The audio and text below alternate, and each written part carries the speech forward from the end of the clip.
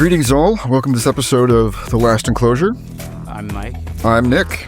Last Enclosure is our way of helping you navigate the confusing world we're in and understanding the political and economic stories that are enclosing our minds in order to give you the tools you need to dismantle those enclosures. And feel better and less anxious, or at least less bad about yourself in the context of hypercapitalism. That's the goal. You'll let us know if we've achieved that goal. So what are we talking about this week? I believe that this episode is Meet the Resistance.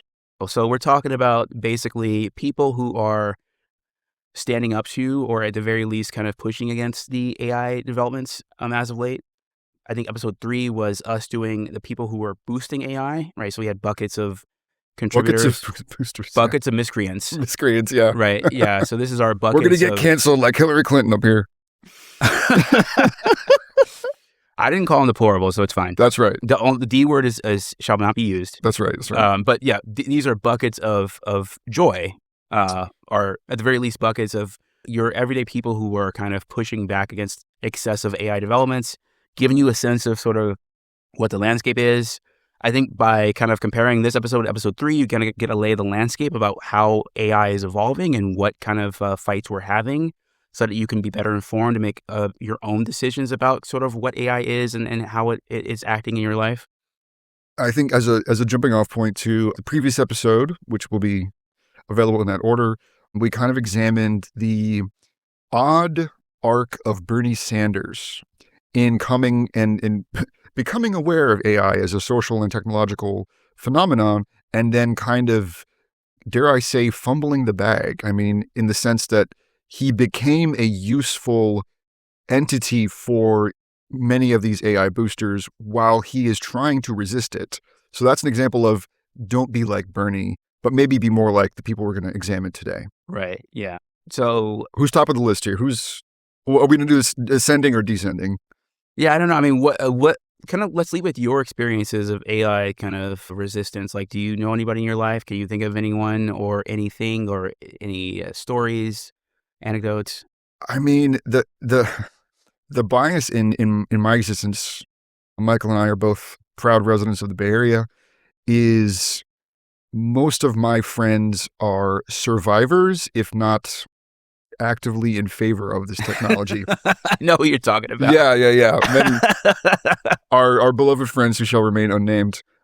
I am actually the most pleased by like a lot of the political figures in California. Obviously, they have to deal with it because Silicon Valley is here. The companies are in San Francisco, and so there is kind of a cohort who have not been sort of incidentally co-opted the way Bernie got, and I want to applaud them. I guess that's my starting point. Yeah. So I mean, for me, this is kind of a difficult topic because there's a lot of nuance that I think even this episode will not provide.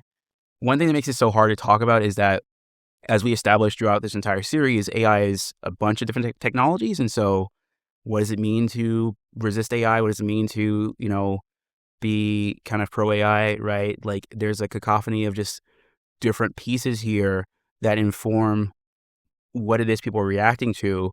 And so what you end up getting is sort of like this just kind of inconsistent mix of like people who are kind of doing different things. Like they're in some ways, the notion of there being a resistance is sort of wrong, but in some ways, it's not exactly, it's not exactly wrong, but in some ways it is wrong, right? So all that is to say is, I think in this episode, kind of to set the table, we're mostly focused on an American context around sort of American consumers and their reactions to AI, but just know very broadly, there is actually a whole global ecosystem around AI resistance, and in places where the AI supply chain is dirtier. You and I watched, I think a few weeks ago, we watched Ghost in the Machine, a documentary about the AI supply chain. But a lot of people in that documentary were talking about the dirty supply chain of AI, right? People who are in the global south who are being conscripted into very challenging labor, right? Often reviewing or annotating sensitive materials that are psychologically harmful, right? Or you got people who are physically in the supply chain kind of digging up minerals and stuff. Mhm. And like, those people are in much worse conditions than we are. Right. The emergence of AI has drastically impacted and immiserated their lives in a real material way.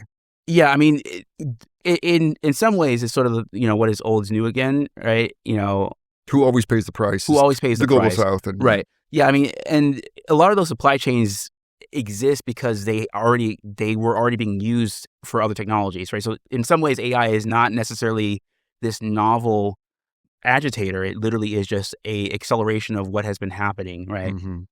And the questions of who gets harmed and who benefits are kind of the answers are the same ones that we've been giving for all the other externalities, right?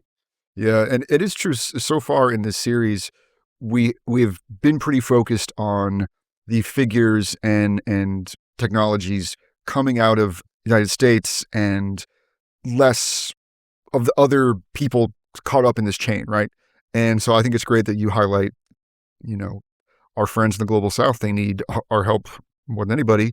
As a point of comparison, I think we can also, like you're mentioning, kind of restrain ourselves in talking about American figures, because Well, that's our context, right? that is our And I context think it's too. Like, fine to be open to the audience saying yeah, this is our lane and we're trying to help people, in many cases, Americans, Westerners can make sense of their lives, and hopefully right, indirectly by affecting them, they can help us steer this ship in a better direction, right? And that's sort of, I think, what is optimal, what is the best to do, right? So I'm right. fine being open to that fact, and I'm fine talking openly about that. Oh, totally. Yeah, yeah, yeah. And I'll say, as a point of comparison, there are many policymakers and leaders in Europe who are both skeptical and resistant to the emergence and subsidizing of AI in the European sphere. Europe, as a policy establishment, has always been skeptical of American tech, the companies that thrive off of it, and they've used their regulatory power to keep that from invading Europe as much as they can. Right. So I do want to kind of put them to the side and say good things are happening there, but for very different reasons. And I don't think we have to touch on that in this particular episode. I think I'll come up a little bit. So Europe, interestingly enough, with kind of last digression before we dive in. No, for sure, yeah. Europe has its own AI scene, and I don't want to kind of praise their AI scene, but like the sourcing and stuff there is a little bit more ethical in some cases, right? Like they have language models, not a ton of them, but they have language models over there that are actually, the data is sourced from public domain resources, right? As opposed to gobbling up the tons and tons of copyright. In a lot of cases, American companies are better positioned to do that. Like Google basically has access to all the world's information, right? Anyway, right? So they were always going to train on everyone's data. Whereas if It's almost inevitable, right? yeah. If you're a European startup, you don't really have access to a Google's worth of data, right? Right. So, I'm not trying to say Europe is doing this responsibly and, they're always better, but I'm saying Europe is providing examples of maybe more quote unquote responsible ways of developing this technology. There are also companies in Europe that are not responsible. So I'm not trying to paint a picture of that Europe's better, but I'm saying, Right, it's not uniformly right. different. And in these kind of strands, we can see glimpses of the possibility of something that is, more responsible, more thoughtful, less harmful, right? But anyway, diving into sort of like our focus in the discussion in the American context, especially around sort of like American consumers and American citizens, right? I've kind of got my own list of buckets that I've seen online around interacting with people in real life, et cetera. And so our first kind of cohort of people is probably our least organized, our least kind of structured. I'd call them abstainers or refusers. So abstainers are people who basically, to varying degrees, do not want to use AI. They think it's wrong morally. Either the technology is ontologically evil in the sense that it's... And because the groups who are being exploited, as we kind of touched on. Right. Like there is this obviously intertwinement with AI sourcing and with, the usage of AI, which I do agree with. Also kind of, at a high level, when we talk about AI in this episode, we're talking about generative AI, and a lot of people are responding to generative AI. AI historically is a very boring technology. If you play video games, for example, AI was a term used to describe the non-player characters, right? AI as a term is just a pretty terrible term because these technologies, they're not actually connected in terms of actual technical like features, but they are connected in lineage, right? There is a field called artificial intelligence where people design architectures and infrastructure and code that is designed to automate processes, right? And that's what these things have in common. But the thing that is causing our currently politically charged environment today is predominantly generative AI, which is things like your ChatGPTs, Claude from Anthropic, right? Grok, the naughty large language model, right? And there are non-language model-based generative AI technologies. I've talked before on this podcast about Evo from Stanford, which is basically used by biology research departments to sequence RNA to study evolution, right? Which is a very boring use case, has nothing to do with affecting people. I mean, in some ways, actually, it's almost a novelty, right? It will help biologists do evolutionary research, right? But it's not going to motivate the development of data centers, and it's not necessarily even going to translate immediately into biomedical research, right? And certainly the peer science, like you're talking about, is always the hardest thing to monetize and should be. I mean, peer research is called that for a reason. There's more integrity to it, and there's more of a general humane mission, educational mission. Yeah, but there's also just a point that this technology, even within the generative AI, kind of, if we're narrowing ourselves to that part of AI, there's so much divergence between what is possible with this technology that our fights are they're hard to pin down, right? So there are people in the abstain bucket, as I'm calling it, who are like, all generative AI is evil. And, if generative AI was just Claude and Grok and, ChatGPT, I would almost agree with them, right? But then I see things like Evo, which are like, literally being used by biology professors in some narrow context, does not motivate or require, mountains of data centers to be built, and could actually help biologists. And it's like, okay, I don't think the technology is inherently evil. What is happening is that there is a cohort of people who are, promoting bad or inefficient use cases. Or overpromising in a deceptive way, those use cases. No, some of these cases are bad. I mean, I really hate talking about generative AI. I really do, because it's just like I'm not just trying to be deferential. I think literally all of these sides have a point. Not that I'm necessarily above it all, but like I said this online actually to, I believe, Taylor Lorenz, who is like she's like this new media tech reporter, kind of whatever. But like generative AI, at least the large language model thing that was developed, it's a little bit inherently problematic because it's tied up in this notion of, we were watching the documentary Ghost in the Machine, this notion of intelligence or what have you. For me, that is partially the problem, but the real problem is in the pursuit of this idea of creating a mind, quote unquote, a artificial intelligence, quote unquote. Mm-hmm. They've built a machine whose inherent use case is unscoped, right? So if you're talking to a chatbot, there is no way for you to actually verify its output without any external scaffolding, right? And so by design, this is a technology that is structured or organized to convince you that there is someone else on the other side. There's a black box element to it, a Turing trick element to it. It's not even a black box. I mean, the parts that are black boxy don't actually matter. The fact is that when it talks to you, all of the UX and UI is oriented around you treating it like a person, right? As opposed to a program, right? Now, there are cases where this doesn't matter. Maybe you're playing a video game, you want to have a character talk to you. For example, there are mods for Bethesda games like Fallout 4 to plug in LLMs into a NPC, right? Mm-hmm. And so who cares if the masked man on the corner in Fallout 4 is using a large language model, right? We could talk obviously about the downstream consequences of if you're using ChatGPT, their supply chain is dirty. They've got people in the global south, Sure, right. But just the technology itself, the transformer and the large language model powering it, right? Like that's a use case where, okay, fine, right? It's not scoped, but like, you're talking to a character in a game and that's fine, right? But if this is being used in an ed tech platform where this is a tutor, right? You are now relying on that and its inherent expertise to guide the process, right? And like that is problematic, right? Now, the transformer architecture itself, which is just a machine learning architecture that can be used for any purpose, right? For example, text to speech, or in the case of Evo, the Stanford transformer model, like RNA sequences, right? That's a scope domain.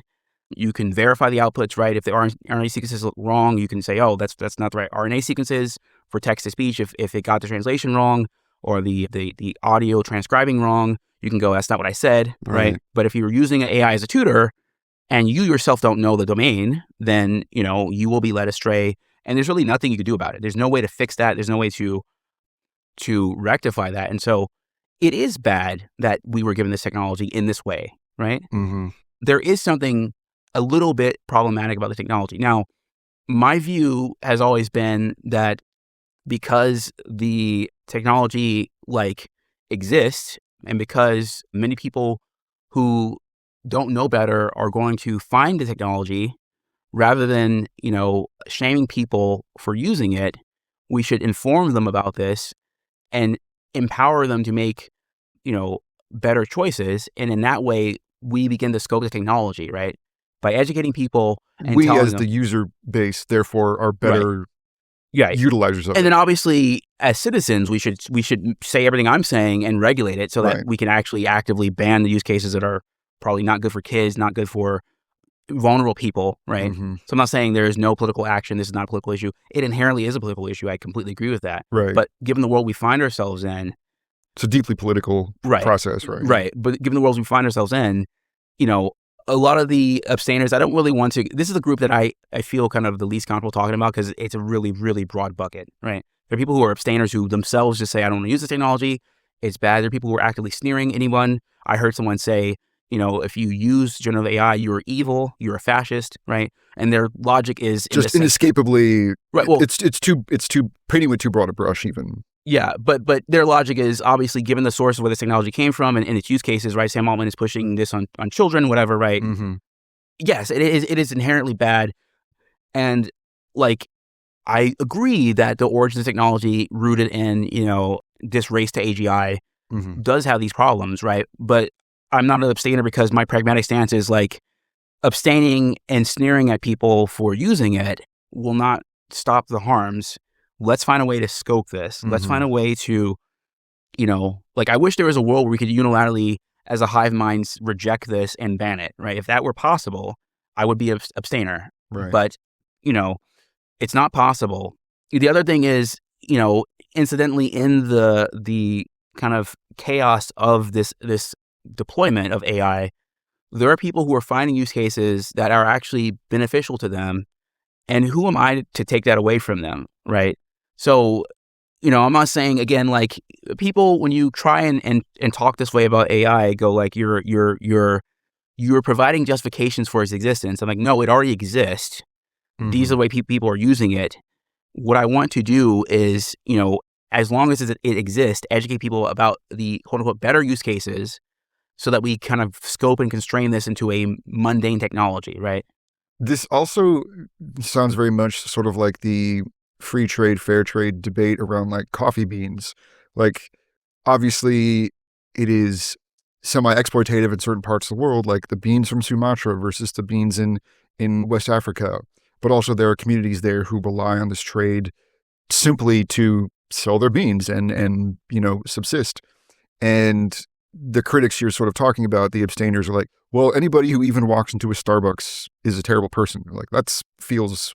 Yeah. And I want to be clear, there are abstainers who are like, hey, look, I personally abstain. Sure. I'm not judging people. There are abstainers who are they are judging people. There are abstainers who are kind of in the middle, right? And their reasons vary too. I mean, Some people are mostly centered on the harms to them and their industry, right? There are people who are more centered on the environmental harms, right? There are people who are centered on the global supply chain harms, right?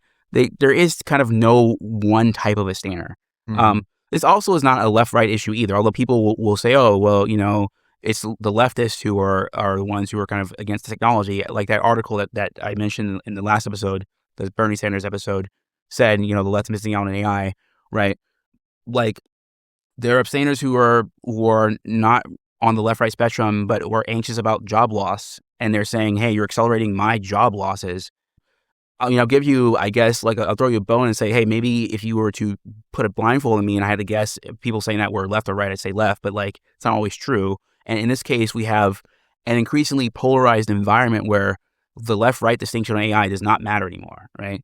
So the only time this is partially joking, but a little bit serious, and I think the only element of this that is definitely right-wing is the fact that Grok has been programmed to favor essentially right-wing talking points by its overlord Elon Musk. I mean, that's been made pretty clear. So in as much as personal bias can be said to be right-wing, that's maybe the one piece that is clearly on that side of the spectrum. Yeah, I mean, that's what the AI bot itself, but with the people, I think I'm saying is the actual users of it. The actual users, sure, or the actual abstainers, right? Yeah. The left-right distinction may not be as valuable, right? Mm-hmm. If you give me, a description of what they're concerned about, maybe I could go, oh, the environmentalist might Then you can kind of drill into it. Right. Yeah. But in general, there are lots of abstainers because AI, the way it's been rolled out, I think I've said this multiple times. It's actually a very good quote. AI is like the guy that showed up and started pissing in everyone's beer at the party, right? The beer is yellow. It's actually not beer. It's piss now. AI literally was promising us the world, and it just started pissing in everyone's beer, right? So once you've pissed off enough people, it doesn't really matter what your political allegiance is. You're just going to get a mad populace, right? It's just that abstainers have sort of this more kind of supply chainy, more broader notion of what it is that they are concerned with. And their objectives could be as wide-ranging as environmental or social or right. Social justice and all these various topic areas. Right. Is there anybody who you necessarily want to sort of not necessarily cite, but throw out their name in an article or something, or should we sort of leave that to the generality of the bucket of the abstainers? Yeah, we'll keep it general. Keep it general. There okay. definitely are. And that when you see them, I guess, is the point, because they'll identify themselves in a way. Yeah. You'll know when you see it. And some of the people we'll be talking about have kind of been engaging with abstainers, right? So they'll kind of pop up throughout the story. The other thing I'm going to point out, and maybe this is more of a general question, is, I do wonder with some of these buckets, you can kind of have flexibility, people going in and out of the bucket. But for the abstainers, or at least some of them, I do wonder if we got our perfect world where, imagine you have a transformer model, you have an LLM built on a transformer model the data was sourced ethically, right? So there's no copyright issues. You've got it running on a home lab module, right? Instead of a giant ass server, right? You've got kind of which is how you came into this whole story. Yeah, was by developing your own server stack in your place. Yeah, I mean, some abstainers would say because my models are coming from Google or whoever, they're still not ethical. It's the fruit of the poison tree. Mm-hmm, it can't be helped. Yeah. But there is a world. I mean, because there are models, again, like I was mentioning, that are not trained on everyone's stolen data. Right. That can be ran locally. I mean, there are not a lot of them, and they're kind of quote unquote less good, right? They know quote unquote less things because there's just less data given to the model. Right. And some of them are even outside of Europe. So, yeah. Right. But hey, is it that the technology is evil, or is it that the way it's been rolled out, the way it's been developed, the way it's being pushed, and the way that it's being sourced is evil, right? Mm-hmm. So my kind of open question is, and I don't know, are there abstainers for whom you could tick off enough boxes that the technology goes from being, evil or dangerous or problematic to, I don't want to say good, but neutral, maybe less bad, right? In a tolerable way. Yeah, I mean, and look, this is sort of my kind of catch-all bucket, so I don't know the answer to that. I've kind of designed the bucket in a way where it's like maybe I can't know because it's too broad, right? Yeah, it's casting a wide net, but just to be inclusive, right? Yeah, but I do actually know abstainers in my own life who are kind of like mostly personal. They're not judging people, or ones who are kind of focused on specific issues that can be mitigated, right? Mm-hmm. And I do imagine there is some type of abstainer who would be like, hey, now that you've checked off all these boxes, it's fine, I guess. Maybe I still don't want to use AI. And maybe for good reason, right? A lot of the use cases of today's generative AI, the large language models especially, they're not scoped, right? So like, they're not wrong in the sense that like, hey, maybe we shouldn't be using AIs as oracles to answer questions that like they inherently do not know the answers to. If you say not wrong, do we have to take a shot? Sure. Viewers at home, listeners at home. Yeah, I want Nick drunk at the end of the episode. Yeah. So, okay. So this sounds like the one issue voter kind of phenomenon. So we have our abstainers here in this very, very broad bucket in that sense. Is there a slightly smaller bucket that we can elucidate? No, the next book is even bigger. Oh, I didn't know we were going that direction. Yeah, we're just going up. We're just going. Just bigger and bigger buckets. It gets smaller later. Okay, but the next bucket, I'm just calling plain Jane. So plain Jane is basically, going back to AI pissing in everyone's beer. Right.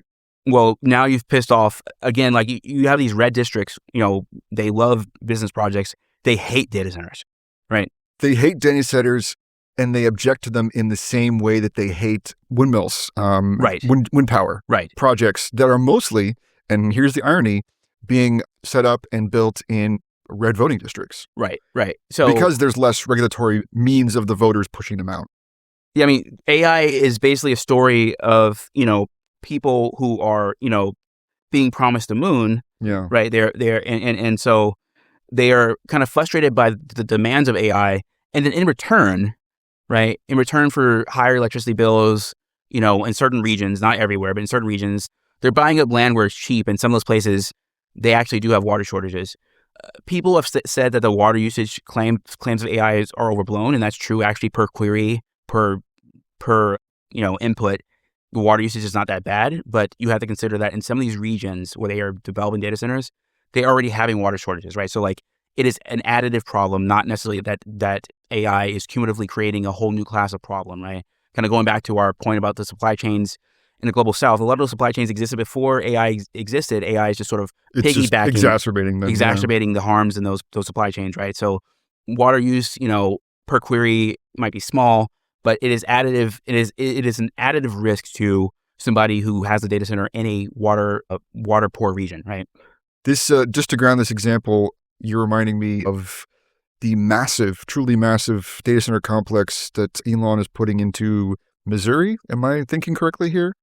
There's already one in Memphis. Memphis. It already exists. And apologies to the it's very big. It's very big. Yeah, it's called Colossus. Yeah, it's very big, and I mean that area was chosen because their environmental regulations are so poor, and so that I think is one of the densest regions for asthma in the country, and so the citizens there, predominantly Black, citizens who are poorer, right, who already have this high asthma risk, are now being exposed to, because they couldn't get the permitting for the power, that they're using gas generators to power it, so they're getting even more pollution.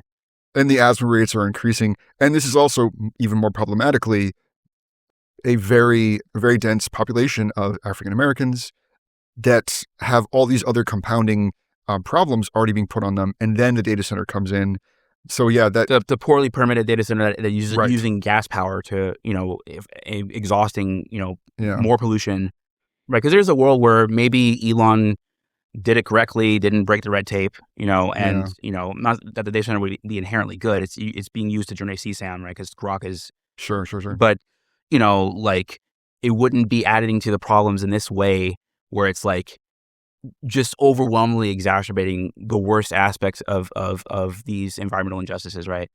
And this is, of course, Elon being Elon doesn't give a shit about that. I mean, right? No, he probably is actually gleeful it's happening, right? But what were we going to say? Sorry. Elon Musk does not care about Black people, to quote George Bush. No, Kanye West. Kanye West, sorry. Jeez. That's my second joke of the pod. Yeah, so it's interesting that you've set up this even larger bucket, because the complaints of the people in this township in Memphis are, this is not a highly red district. These are pretty reliable Democratic voters in a relatively blue to purple district, having the same complaints as some coastal areas where you're really talking about just NIMBYism. We literally had it in Pittsburgh here in California, right? Right. Pittsburgh is up the street from us and recording the Bay Area. So this is Pittsburgh, California. Yep. For those who outside California, that's, plenty of development is occurring there. but there is an element of resistance to data centers. Right. data centers. Yeah, and these homeowners, they're not being happy with that, right? So, I mean, that's why I said plain Jane literally is the bucket, because it's like, Right. you got normal people who are literally kind of like against this. I mean, but I can expand it even further, right? So when I was on Blue Sky talking about this, the left is missing out on AI article, the whole point was that the EAs were setting up a a schismogenesis campaign, right? They were trying to paint the left as, they're trying to paint basically the only people who are against AI are people on the left. And if you're going to be against AI, at least be like Bernie Sanders, who, you know, is deferential to its capabilities, right? Please, right? Don't call it stochastic parrot. Don't say it's just a text generator, right? Please be afraid it'll take all your jobs, right? Like Bernie Sanders. Be fearful and in awe of this emerging super technology. Either respect it or be fearful of it. Right. But when that article came out, you know, I was screaming at the top of my lungs at Blue Sky, because I had people who were, you know, on the left going like, oh, I agree with this point. We need more nuance on the left on AI. And I agree with you, but do not let people who are not on your side set the terms, right? They are using this as a wedge issue to hide the fact that actually AI antagonism is high and it's nonpartisan. So the day before that article came out, Jeff Gearing is a YouTuber. He is a home labber like me. Not like me. He has a better home lab. My home lab is terrible. But, you know, Jeff is roughly apolitical. Literally, you go to his channel to learn about the newest device. You know, learn about how to set up something on your home lab, right? And he had a video, I think titled something like, you know, getting sick of AI, right? Because he was talking about in this video, you know, earlier in the year and a little bit of last year. So there's something called the open source community in software. And open source basically is people kind of pitching in, developing software collectively, right? People can contribute at will, freely, right? And so the open source community is like the commons of software. And, you know, very importantly, actually, a lot of proprietary software is built on open source software, kind of undergirding it, right? Like a little, there's this meme from SKCD. Yeah, so like literally the graphic is like you got a bunch of Jenga towers and there's really one tiny one that's holding up the whole block, right? And that's open source, right? So, as a specific example of this, the truly fantastic, groundbreaking Sony game Shadow of the Colossus was built very much on a few elements of open source code, to the point that they had to stop selling the game outright and claim ownership of it. And that's, you know, a singular example of how this can happen.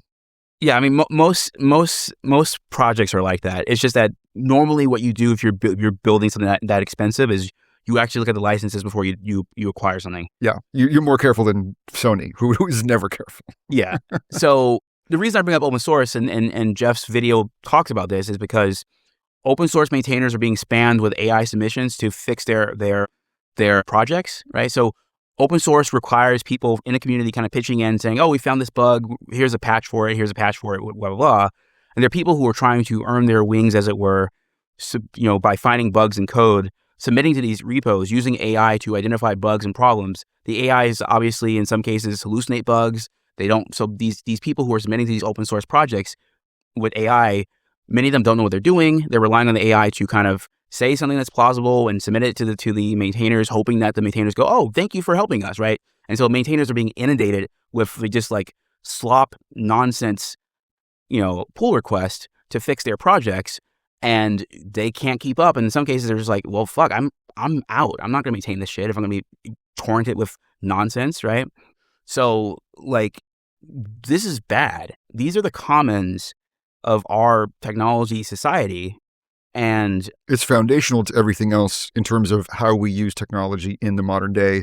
And yet now it's being eroded by the, you know, slopulation of this from AI technology. Oh, sorry, Jeff's video, which is also a blog post, is called "Open Source AI is Destroying Open Source and It's Not Even Good Yet." But he in the video he does say I'm kind of getting sick of AI, right? Because the hype basically is obscuring the fact that, like, well, not so quietly, very openly, actually, AI in its current form, but this generative AI is eating everything that we rely on, and if we don't fix that, it's going to be a big problem, right? And so these kinds of critics who you're talking about, are we placing them in the same bucket as West Coast NIMBYs, black voters in this Memphis These are rural area. it's plain Jane. It's literally everybody. Just plain Jane. So but it's they have their, just like the abstainers, they have their own reasons for being here, right? So Jeff, but this is across the political right. spectrum. Is So what Jeff you're uses describing. AI. Jeff's not saying AI is. I mean, Jeff has, as far as I know, he has used like tiny local models in his home lab. Yeah. But he's not saying, hey, AI. So he's not abstaining. He's saying this is not aware and do it responsible. better. Right. Yeah. Right. Like, I'm frustrated with this because, look, this thing, if you scope it, has, some uses. Mm-hmm. I'll admit that. Right. I don't know if Jeff would agree to the fact that maybe we spent too much to get what we got. Right. That's sort of my position. We have been saying that pretty loudly. Right. This being the a billion-dollar industry masquerading as a trillion-dollar industry. Right. Critique. Right. So, but again, this is a plain Jane bucket because we all have different reasons for being in this bucket. But, we're all here. And some of us are people who are, I wouldn't say anti-AI. I wouldn't say pro-AI either, but, we're kind of like AI accepting. I say us. I don't really know if I'm in this bucket. I might be in a different bucket we're going to kind of talk about later. But the point is, right, that, you've just gotten the normal person invested in a way they didn't care. I also, aside from Jeff, there are people who are definitely not political. So gamers, if anything, gamers are kind of lean more kind of regressive. I'm not saying that's like a truism in their viewpoints.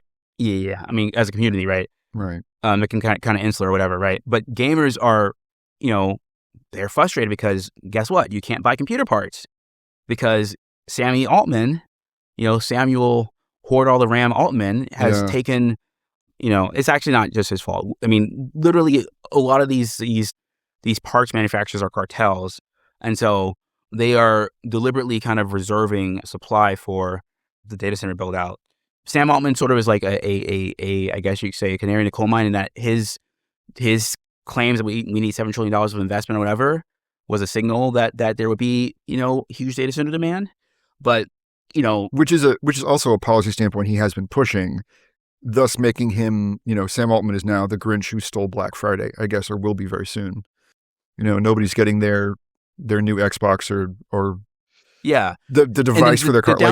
The downstream consequence of that is not just for enthusiasts too. So like common consumers will be impacted. Yeah. So earlier this month, or maybe it was actually late June, Apple and Microsoft were saying, hey, next year's electronics are going to be more expensive because the parts are more expensive, guys. Like, don't know what to tell you, right? So, and like RAM goes in not just PCs and home labs like mine, it goes into everyday consumer electronics. So like this is again another way in which, the average person, the plain Jane, is going to be harmed by AI. And what are they getting out of it? Well, they're being told that it will cure cancer, maybe. It'll teach your kids, maybe, but it doesn't actually do those things. And the theme of it is, don't worry, it'll all be worth it. That is the theme of the promise being given by figures like Sam Altman. And this others. technology, specifically the large language models, cannot do that, right? Right. Explicitly, they cannot. There might be some offshoot like Evo or whatever that is going to be focused on some niche problem. Sure. Right. But if you can spin out these modalities, these functionalities, out of the large language model and into a scope technology, then we don't have to give Sam Altman all our money to cure cancer, right? We would build a transformer for that purpose, right? Mm-hmm. And it would not require every data center on Earth to power it, right? We don't have to build the God machine, which is a definition and a topic we'll get into in a different episode, just to have one little singular track of research solved. It's not even overkill, it's hyperkill. I don't know how we can describe it, but right. Yeah. So I think we've kind of outlined this bucket pretty well. I mean, it's everybody who is basically annoyed that you might just be in this bucket, dear listener. I think the average person is in this bucket. Yeah. The next bucket I would call AI accountability. These are people who are basically been doing AI ethics for years. A lot of these people were featured in that documentary we watched, Ghost and Machine.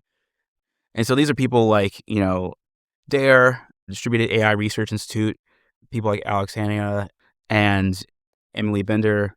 And these are people who are academics who are concerned with the ways in which AI has been marketed, deployed, et cetera. They're kind of squarely focused on these supply chain issues and the ways in which AI is actively harming society more broadly, right? I guess you could call them abstainers, but when I have interacted with these people on social media and when I kind of consume their Their media, I don't get the sense that they hate AI, but they definitely hate the current version of AI and the current rollout of AI.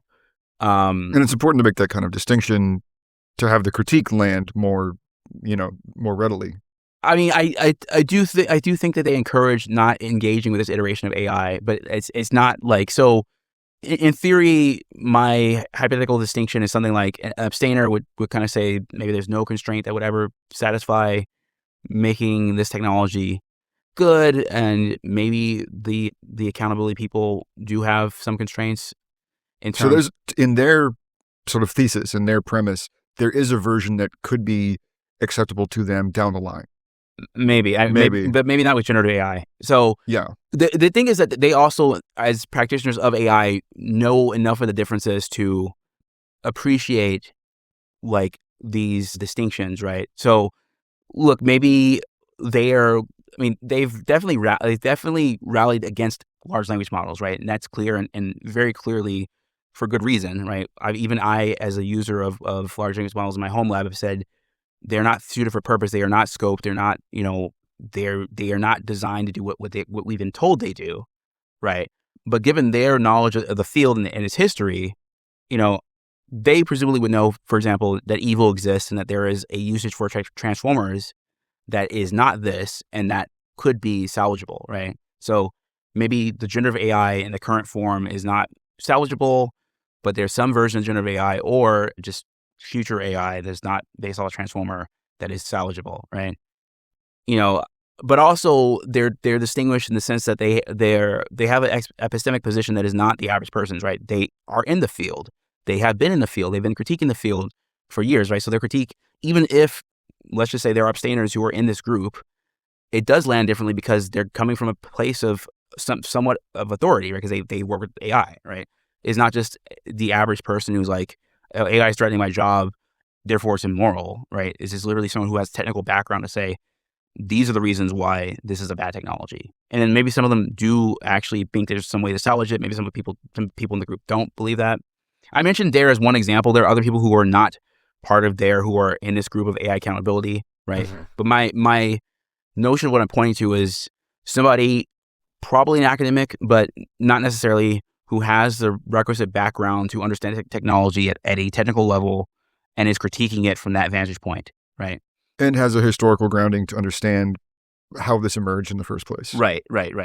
Because I will say, and maybe this is a kind of a good moment to note this, the broadest feeling that I've garnered from like friends and colleagues and the internet more broadly is that the current era of this AI debate kind of came out of nowhere. It was a little niche, and then it exploded into the zeitgeist pretty broadly and pretty quickly. And the figures you're talking about now are the ones who kind of could have told others that, you know better. Like this, they're coming from a place of expertise. Right. I mean, these people have been having this debate inside the field forever, right? So like maybe decades. Yeah. So like the Ghost in the Machine documentary we watched, a lot of people in that documentary are exactly the exact same people, not like in identity. I'm saying like the exact same people I'm talking about and thinking about. They're one-to-one, the same people. And like within the field, they've been saying, look, like AI, as it's been rolled out and as we've been thinking about it for the last decade or two, has just been, not suited for purpose, even before the transformer thing took off, right? Yeah. I think off air, I told you about the story of Joy Basawami and computer scientists, and she was working on an image system. Her colleagues did not give the image system enough data to recognize Black people, right? And it's like those types, because it was not trained on enough skin tones to actually detect, right, that skin color, right? Are you saying that the AI literally didn't see color? Yeah, well, it saw color, just didn't see black, right? So it ignored, the. These are all sounding like DSA talking points. I mean, sorry. brownie points for the obvious pun, but sure. But yes. I mean, so the fact that the society itself is now having these debates more openly, is sort of just downstream of the fact that the field itself was having these debates like 5, 6, 7, 8 years ago, before Sam Altman decided to monetize a technology that is not suited for purpose, right? Right. We are just now all having to catch up. Right. At this moment, yeah. Right. So another bucket I would say is what I would call scopers, which it's a terrible name, I know, but it's sort of what I would consider myself. Maybe someone like Cory Doctorow with his Reverse Centaur book would fit here.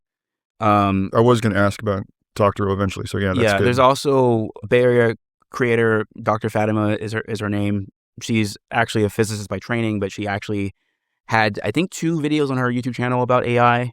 One of them is how to anti-AI better, right? Because she's actually kind of having the exact same discussion that we were having, or that we've been having throughout our series. And she's kind of talking to the quote unquote abstainers, especially the ones who are kind of using shame and rage and vitriol to kind of police the usage of AI, and kind of talking about more effective ways to kind of nudge people towards literally the least harmful alternatives, right? Mm-hmm. So, a scoper, in my reckoning, is somebody who is kind of focused on,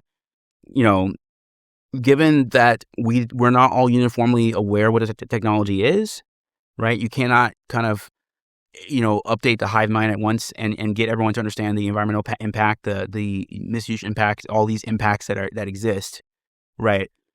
And even if you could, there are probably scenarios and situations where people kind of are forced to use AI, right? So how can you kind of nudge the society towards a better equilibrium given that world, right? I hate the phrase that, AI is here to stay, right? Like, obviously, like, there is a world where if we had, a functional Congress and we had people who were experts who could actually get up on stage and tell us, as one, that here's like the technology, here's the pros and the cons, and we have a kind of like a rational consensus about those harms, a rational cost benefit analysis as a collective, then we could decide to how to handle AI.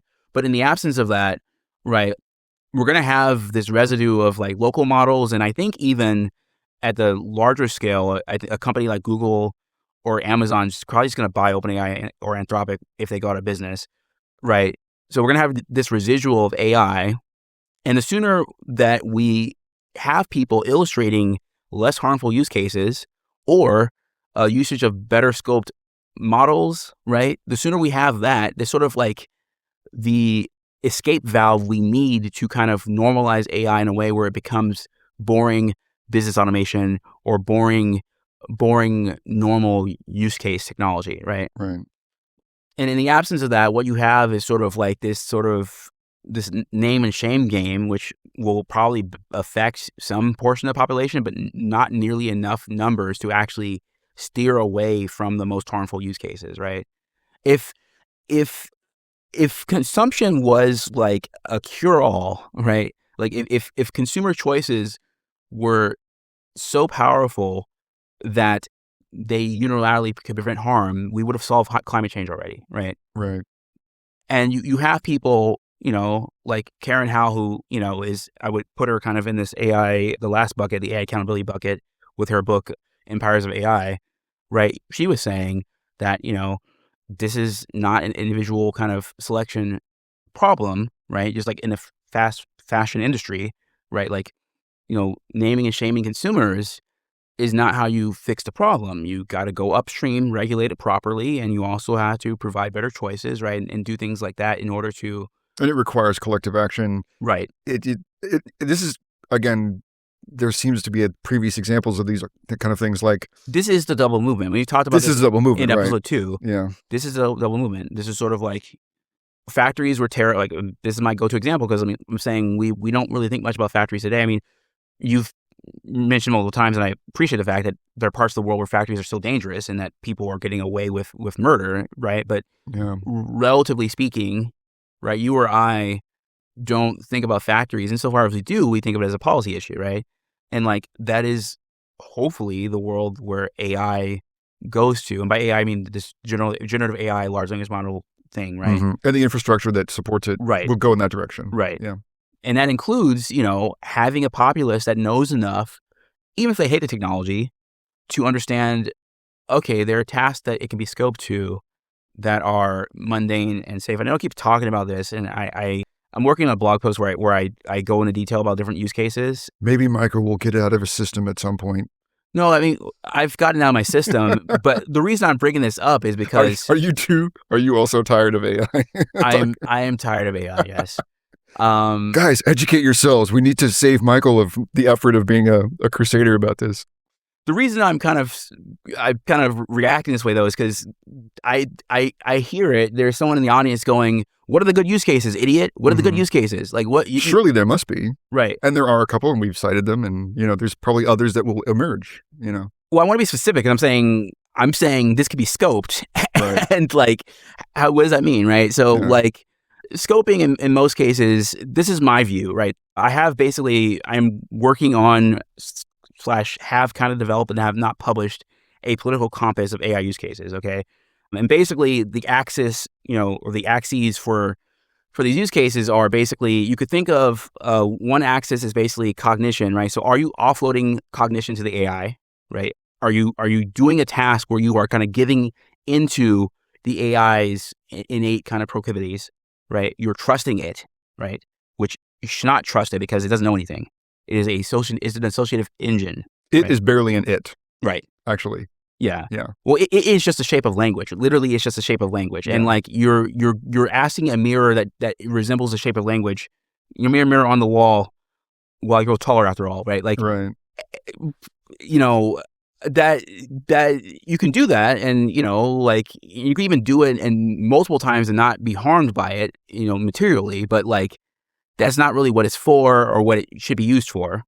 The other axis is like measurability, right? So is it a use case that can be measured, right? If you can do something where you can actually have an objective criterion that you yourself can apply and we benchmark. don't just means not just APM, like actions per minute is not objective enough to find. I don't know if the listeners will know. So that was my metaphor in episode 3 for people feel very productive with AI because it makes them do more things per second, per minute. A feeling of productivity is not the same as productivity. So right.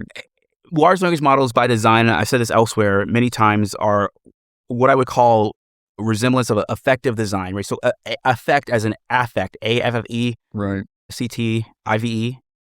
I don't know how to spell. That is correct. But that's my main role, is just to affirm spell check. Yeah. So AI is going to take my spell checking job away from me. That's what Cory Doctorow was using AI for, spell checking. Oh, wow. And I don't actually think that's a good use case, but it is measurable. Oh, okay. Yeah. But because AIs use tokens, they don't actually know how to spell. Right. They can spell. Wait, they do spell correctly. A spell checker actually knows in your Word document program does know words. Yeah, and AI, LLMs do not know words. It's deterministic, right? Yes. So LLMs actually can spell, but like because it's a non-deterministic process. But it's an emergent property of the program. It is not something baked into it. Oh no, sure, right. But the thing I'm pointing out is like the real problem is that it may not be consistent. Now there might be scaffolding you could deploy to actually make it more consistent. But at that point, you should just use a spell checker. I mean, they've gotten worse. Just call me. I mean, they've gotten worse, and so I am sympathetic to needing, because I mean, God knows, I spell checking. I've gotten so used to it that I'm pretty bad at spelling. I mean, it has ruined us all as a writer, but my point is, because LLMs are effective design machines in this psychological affect sense, you will feel good when using them because that is the immediate feedback. If you do not design external feedback, if you do not design external scaffolding, so like one good example of external scaffolding is there are use cases I call fetch.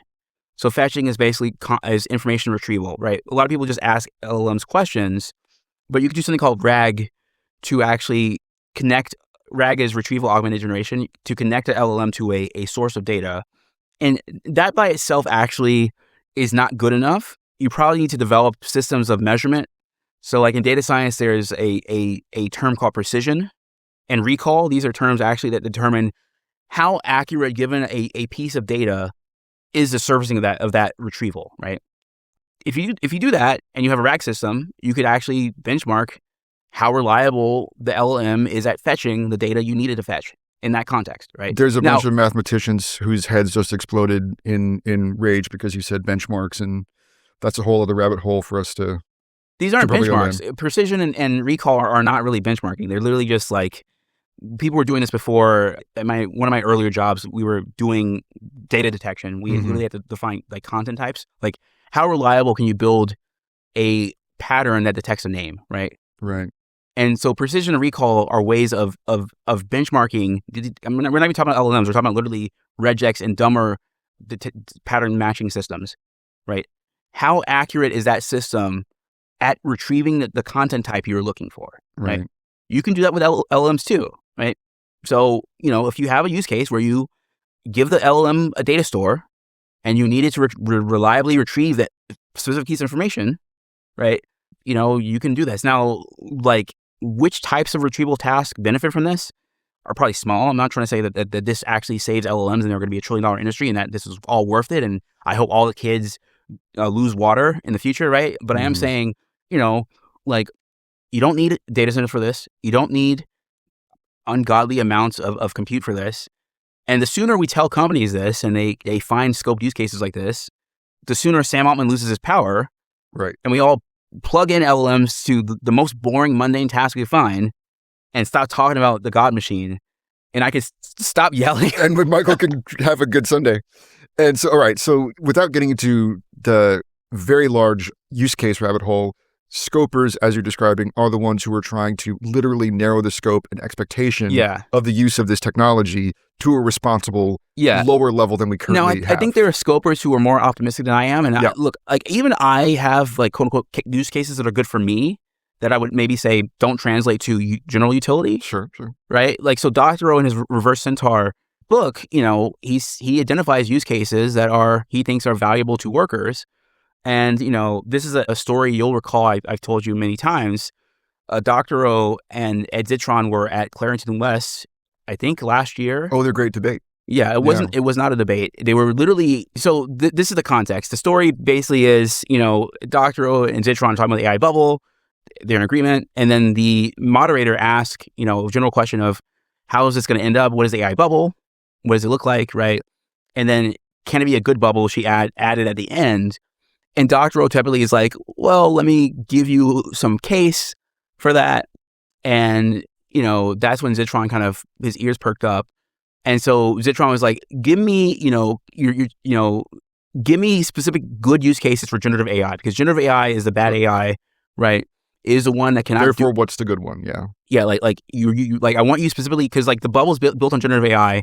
And for this to even have any residual value, right? We need to find, you need to articulate a use case that specifically the generative AI that matters, right? And so I think Dr. O's first use case, which was like kind of like pixel mapping, right? Basically helping video editors, instead of having to one by one map a region of pixels, if you needed to blur an entire audience's face, right? For anonymity. Right. Yeah. You could do that in one fell swoop as opposed to doing it, one by one, having to actually identify the regions in which this is the face, this is not the face, right? And arguably that use case, right, it kind of predates this particular AI craze. There are different programs dedicated to doing that in different ways already, but it could do this. Yeah, I mean, he was basically talking about like deepfakes, and before deepfakes were about swapping someone's face over with someone else's face, there was like mundane video editing usage for AI that was this sort of like efficiency for mapping, use cases. There were use cases basically that did not involve, revenge porn and all these nastier things, right? But Dr. O, Zitron didn't like that use case, so Dr. O gave another use case, which is actually, I think, more interesting because it actually was a large language model. So the Innocence Project, which is justice, I mean, how would you describe it? It basically is a way to investigate wrongful incarcerations and reinterpret evidence that could not be used at the time to exonerate people. So this is like filling a genuine gap in our justice system, right?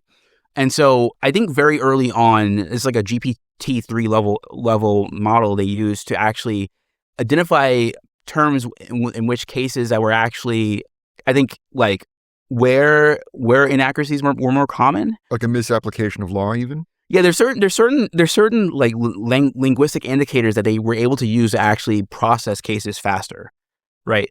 Again, not relying on the model to actually do the work of is this person innocent or guilty, right? Mm-hmm. But like using their knowledge of legal language, they were able to use heuristics they can give to a language model to help them identify cases in a way that help them process things faster, right? This sounds like a really good scoping of this technology. Yeah, I mean, it's well scoped. The people doing it like have the requisite knowledge to actually know like what they're like doing, right? They're not asking it for legal advice. They're not asking it to be a lawyer, right? It's a functional process, not an interpretive one. Yeah.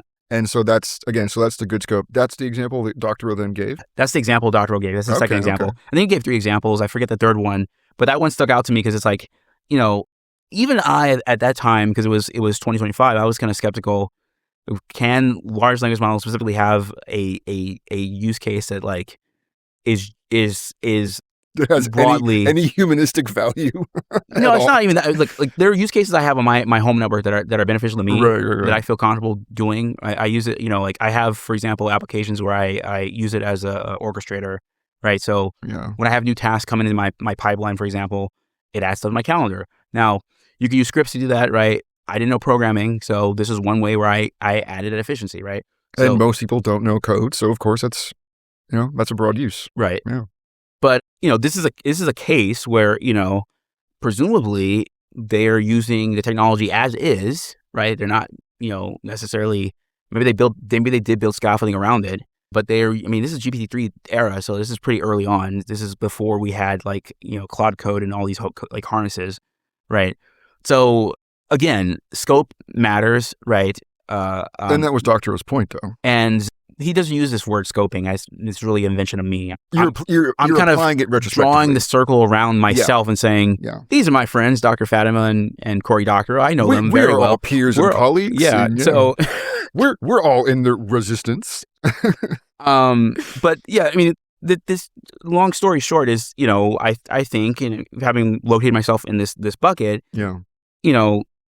teaching people about use cases and giving them the option, not mandating it, giving them the option to have an informed approach to AI, I think takes away Sam Altman's power. Mm-hmm.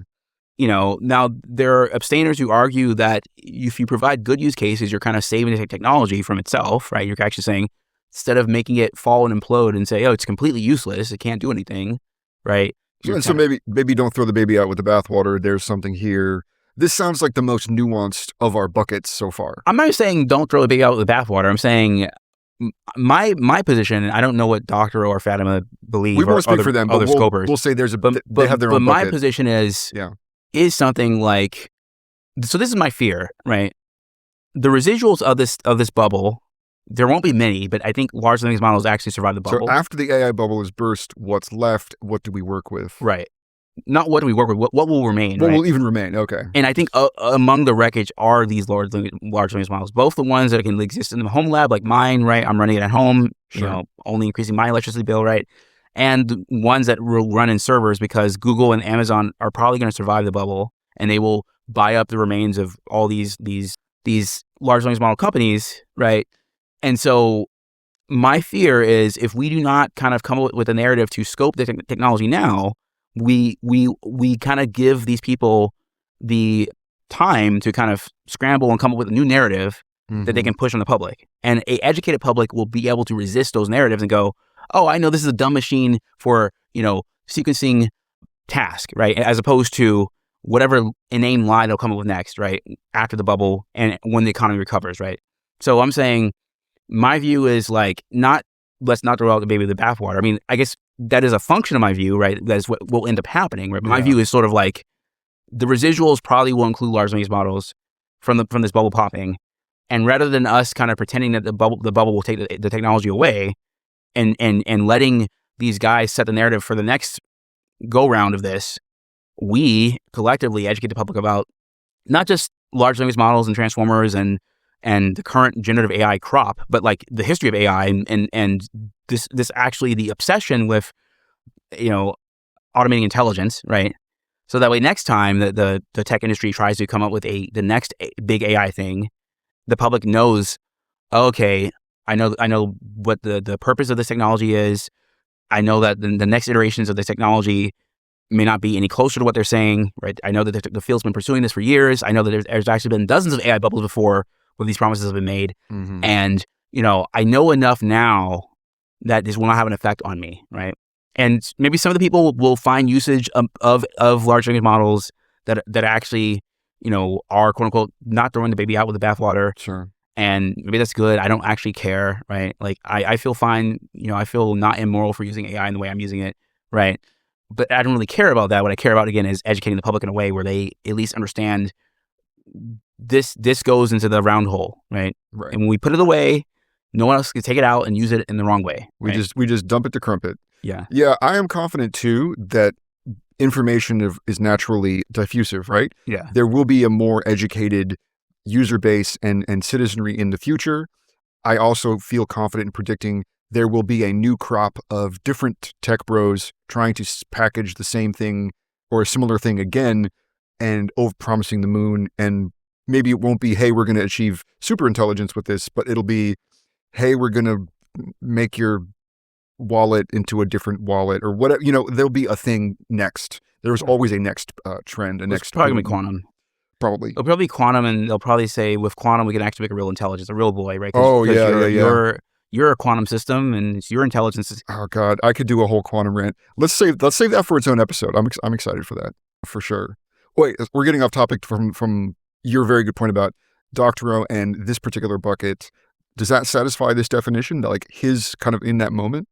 Yeah, I mean, for him, I think there are actually kind of positive use cases. I don't really know. I mean, he feels confident using Olama, for example, for spell check, which again, Sure. I don't think that's a good use case. But then Zitron jumped on him at this discussion. So him telling us to use it for spell check was way after the Zitron discussion. Oh, okay. During the Zitron discussion, the only thing that came up was just, hey, I'll make a type of case for the bubble being having some residual, right? Mm-hmm. Not even because I'm happy about it. I mean, Doctorow's been very open that this is a complete waste of everyone's time and resources. Yeah. Right. But correct me if I'm wrong, he also said something to the effect of there's always a good bubble and the bad bubble. Like there's always something that gets passed on and is the result of... It's not him, but like it's a very common form of economic analysis. Yeah. Right. It's kind of Schumpeterian. It's Schumpeterian, but this is actually a field of economics and like business disruption economics, essentially. It's basically like technology business cycles. Carla Perez is like one big name I can think of. I think she actually is one of the people that coined this notion of a GPT, a general purpose technology. Mm-hmm. And that's like a technology that is, it diffuses because it fulfills so many use cases. Yeah.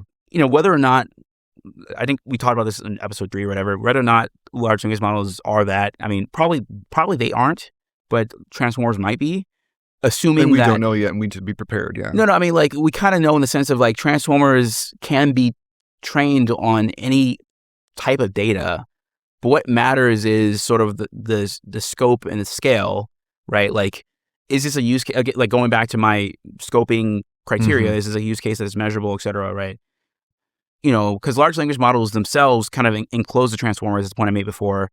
It's the big labs enclosing transformers and then presenting us with this technology, saying, this is the way you must use transformers, right? You must go through us to use this technology, right? Whereas if you do what Stanford did, right, you can build your own model for RNA, right? You can build your own model for talking to whales if you want to. You can build your own model for, What you're describing is a technology that is specifically designed to defy scoping in a way.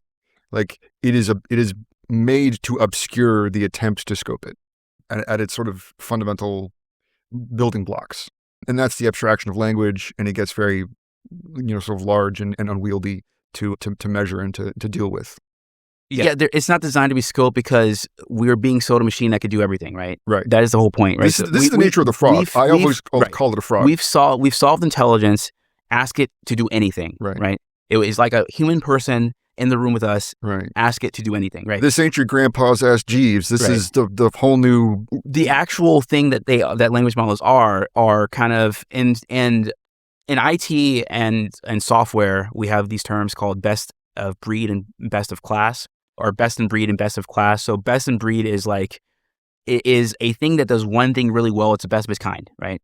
It's one tool does this one thing really well. It's the best of doing that one thing. Best in class is like, we've stapled together a bunch of different softwares together, and we're offering you this package that does a little bit of everything kind of okay, but it covers so many ranges that you'll be good, I think, right? So like, So it's breadth, not depth, kind of. yeah. And I mean, it's kind of a joke because I used to be marketing and security software. The joke is sort of best in class. You got a lot of these like larger software companies. They just buy up their competitors and they staple their products onto their core product and they sell it. Things that weren't even designed necessarily to go together nicely or modularly are then being sold as a bundle. Right. And so that's even a single package. That's what large language models are, right? They kind of have all these different modalities of prior machine learning technologies, right? They can do, if you got these multimodal models like GPT-4o and onwards, they can read images, which is OCR, object character recognition. They can do translation, right? Because they've been trained on different languages. They can do kind of all these different machine learning. Because before you would actually have to have different models from scratch do all these things. Right. They can kind of do all these things. They do them okay, but like because they're probabilistic, they're not reliable. But yeah, these things are like they try to give you an everything machine that does. I mean, it does a little bit of everything, but very mediocrely. And unless you scope it, you're not going to get much value out of it. And even if you do scope it, if you're not measuring the task, the efficacy, right, then you don't even know because the effective design of the the model user feedback loop is just, oh, I got an output that resembles what I want. I feel good, or I'm doing things that resemble what I want. This is good, right? The APM, the actions per minute of, oh wow, I'm doing a lot of stuff, but did you check if you're doing them correctly? Did you check if you're doing them accurately? Is this actually what you want, right? Yeah. Going back to APM comes from video games. Okay, you're able to fire your gun in the first person shooter faster than the other guy. If your aim is dog shit, then it doesn't matter. You could shoot more clips than the other guy. You will still lose Call of Duty, right? Yeah. So, this is a technology, as you said, that resists scoping by design. Yeah. But we can, as users, now that we know this, now that I've educated the world single-handedly, indeed, we can begin scoping it, and hopefully, the actual use cases are mundane, less harmful, and less stupid. Right? And boring. Let's get to the boring point. Yeah, totally. So are there any buckets that are actually smaller than the ones we talked about? Yeah, these are kind of like, I'm kind of playing with these. I really should have done a blog post first. My ideas that I write are more thought out than the ones I've talked about verbally, but loosely there's a pro-labor contingent of people who are concerned with AI. Maybe Sanders goes here, but Sanders obviously is discussing labor on terms that the industry is comfortable with, right? So, well, he's also, to jump in here, he's also presupposing, AI will already disrupt and harm all these people. No. Therefore, we have to help them later. No. I know. Right. So he's a useful idiot. Right? Literally, that's my point. Like he's discussing AI in terms that benefit the industry. Yeah. Such that I would make an argument that he goes in bucket 1 of episode 3, of the boosters, right? People who are true believers in the capability of AI, right? Because functionally, that is what the role he is playing in the debate, right? He himself has failed the Turing test and now is on the other side of it. And has without knowing, booster, right? He is captured and is actually while he's trying to do pro labor stuff, is captured and actually is in bucket 1 of the boosters, right? Yeah. So there are real pro labor figures and resistors. Dr. O goes here too because he's saying, hey, like reason why AI sucks partly is because you were a reverse centaur. You're being made to do things for a machine, right? Mm-hmm. Remember let's go back to Grandpa Shelby, right? Large language models don't inherently know anything, and you have people going behind the scenes cleaning up the mess after the model, right? If your job is to clean up after AI, here's like a less sympathetic example. The people at Meta, as of I think May or June of this year, have called to place a gulag because they are randomly scripting engineers to build puzzles to train AI, right? And they're being given keyloggers to actually monitor their inputs into the computer to feed AI. Given keyloggers generous, have keyloggers imposed on them to put them into this work gulag to feed soften to soften all of the edges for this machine. Yeah. Right. So like, if you can't control where and how you work and what you're doing, and you're being made to keep up with the speed of a machine as your job, right? And the demands of this, right?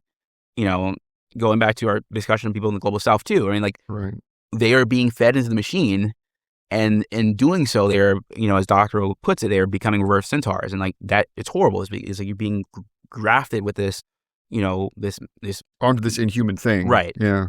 So exploitation exists at all levels of the machine, not just at the lowest point, right, also at the highest point. Meta certainly being the the highest point of right, the pinnacle of this thing. Yeah. right.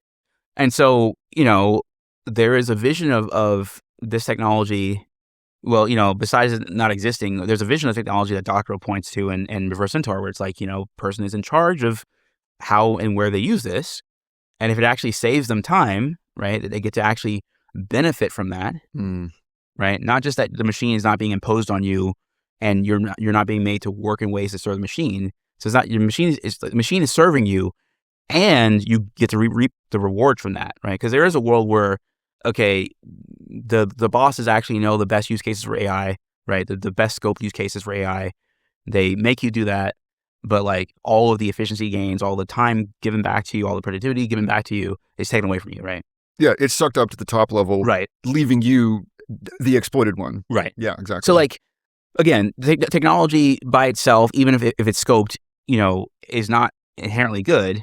And I don't even think that Doctor is arguing that it's inherently good, but he's, again, arguing what I believe is the pragmatist view that, hey, this technology can, if we scope it and we identify use cases that actually benefit people, can be, less bad. Right. And certainly this is a good moment to cite some real resistors in the Meta example. So the Meta engineers who've been shunted into this AI gulag are certainly existing under the threat of firing. There have been massive layoffs at all the big tech giants, most, I would say, harmfully at Meta. They, for context, hired on a bunch of new people during COVID. They've been slowly trying to, they would say, right-size the workforce. I think they're just trying to save costs and do these mass layoffs. So the recent heroes that I want to cite here are a cohort of these fired employees from Meta who have decided that they're going to sue and is going to court for wrongful termination, that their jobs were terminated or they were terminated because AI chose them incorrectly. And AI was used to measure their productivity, to measure their working hours, and these factors weren't taken into account. Things like sick leave, legitimate time off, maternity leave, right? Paternity leave. All these things were ignored by the AI in the same sort of spirit of the LLM can't, or AI can't see color. It couldn't see that these were good workers and fired them, and resulting in the firing of these people. Now they're suing. Now they're a class action. Those are some of the pro-labor resistors that I would say. That's a great example. They were brave in standing up, maybe not trying to get their jobs back, but trying to say, I was harmed and I should be compensated. So there are, brave people in any equation, and those are among them.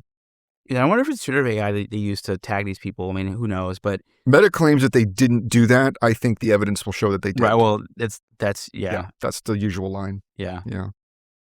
But besides the pro-labor people, of whom I want to be mindful of this too.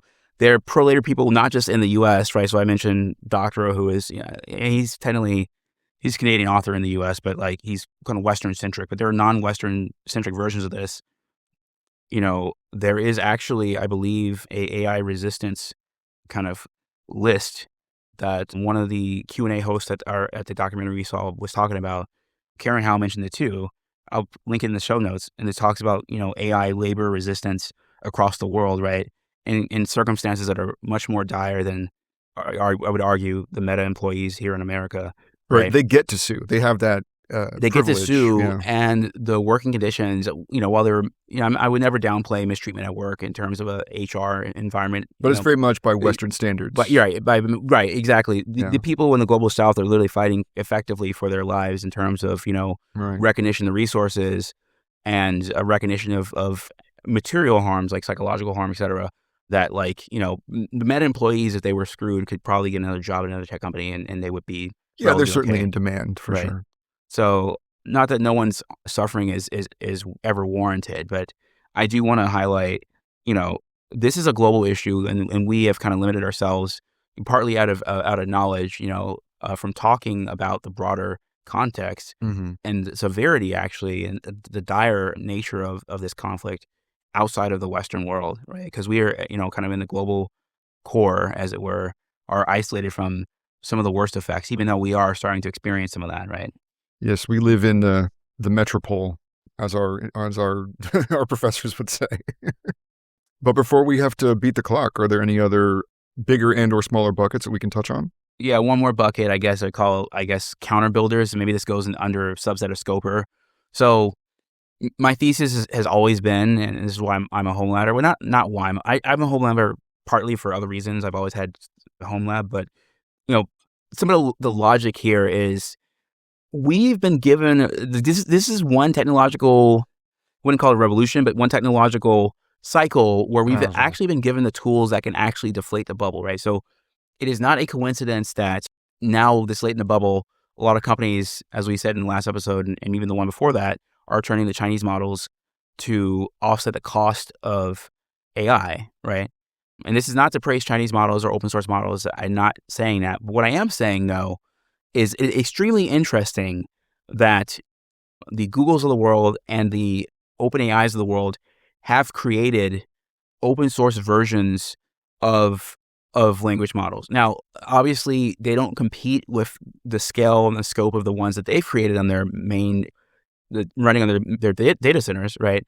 But like what people are learning, kind of going back to the scoping story is, hey, I don't need a Ferrari to drive down the street.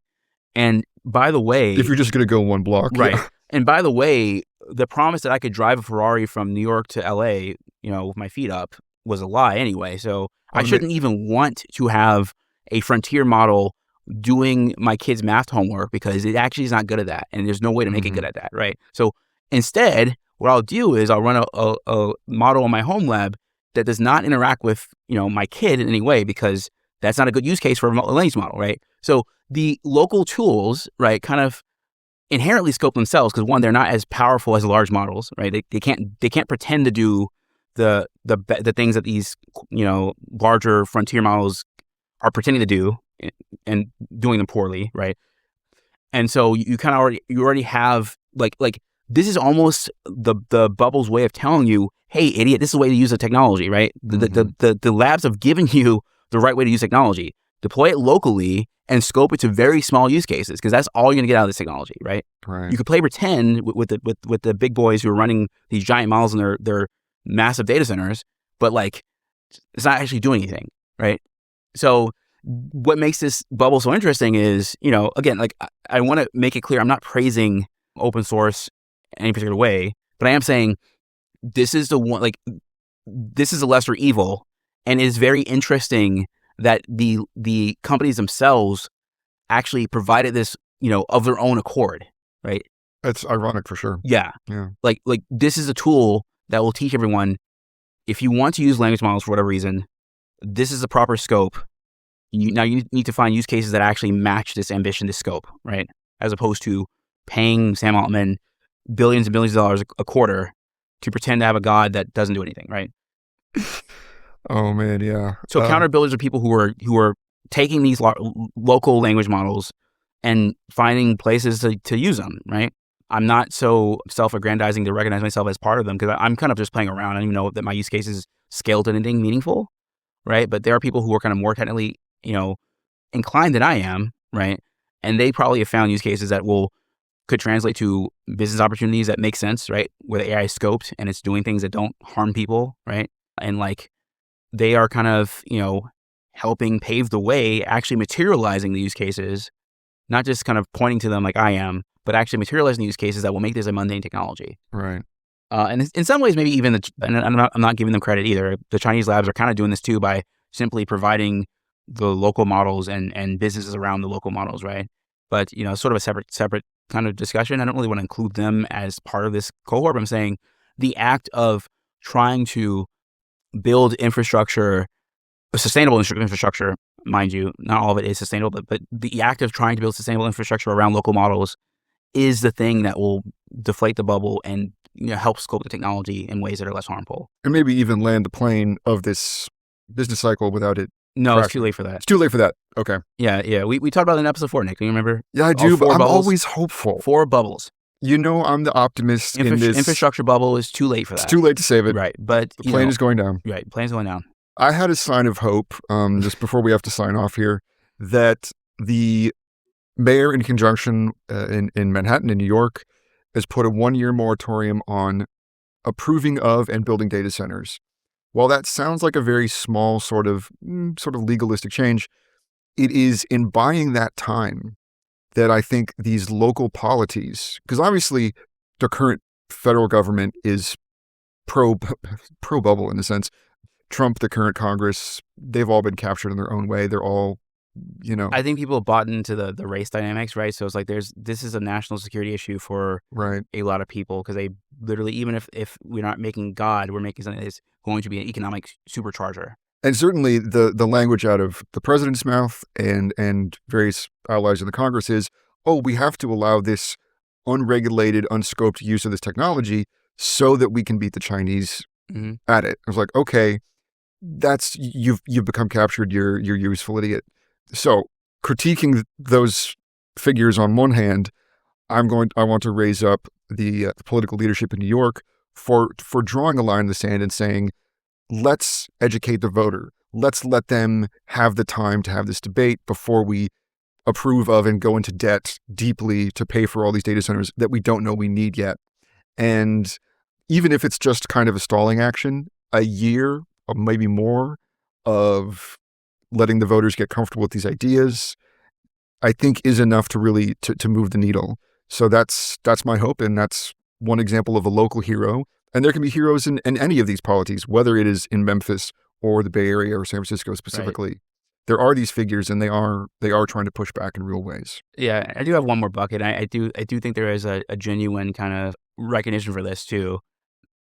Our listeners probably, right? So I have, many of my listeners so far are friends and family who they're not as chronically online as I am, and so they're not aware of the nature of the debate in this degree. And they're much happier than us. So yeah, they're much happier, right? They don't know about people trying to nudge Sanders, to become a Manchurian candidate, right? Sam Altman, yeah. So, if you're undecided, right, but you are curious and you're exposing yourself to resources like, hopefully this and other resources, don't feel like you have to have a strong opinion on this, because we are all still learning. I understand that as the abstainers have pointed out, this technology has many grave harms, and I don't want to whitewash it by saying we're not minimizing any of that. We're saying be informed, be skeptical, and therefore be informed. Right, but there is space to recognize there is a type of person who is still learning, but they are maybe skeptical, curious, right? They at the very least they know something is off, right? They've been told all these promises about what something could do, but something is off, and they don't know exactly what it is, right? The vibes are off for sure. Right. So sit with that discomfort, find resources. I'm not saying it has to be me, right? That help you learn what you need to know in order to make an informed decision. Right. And, please keep using it to self-educate yourself, right? That's the best you could do. In a democracy, an educated electorate is a requirement. And there's nothing wrong with the low information voter. There's nothing wrong with the low information consumer, as long as they are open to learning. Because every field, when you start absorbing it, you start at the bottom. You start at no information, and you go up from there. And I didn't have these opinions a year ago, right? I learned, right? So I think it's possible for anyone to. You need to take your time. Don't feel rushed that you have to find yourself in one of these buckets. And not that these buckets are absolute, right? I'm just giving you my lay of the land, my lay of the land. So as long as you have that inclination to learn, I believe that you'll find, the proper scope, the proper kind of perspective on moving forward with this technology. And anybody trying to gatekeep you is trying to sell you something. Let that be my summative thought. And thank you again, everybody, for joining us on this episode of The Last Enclosure. I've been Mike. I've been Nick, and please join us next time and free your mind. Mike here. Thank you so much for listening to The Last Enclosure. If you like this episode or you like the series, please like or share or leave a review or comment wherever you are listening or watching this podcast. If you want to get in touch with us, please reach out to us at contact@thelast Enclosure or visit our website listed in the show notes.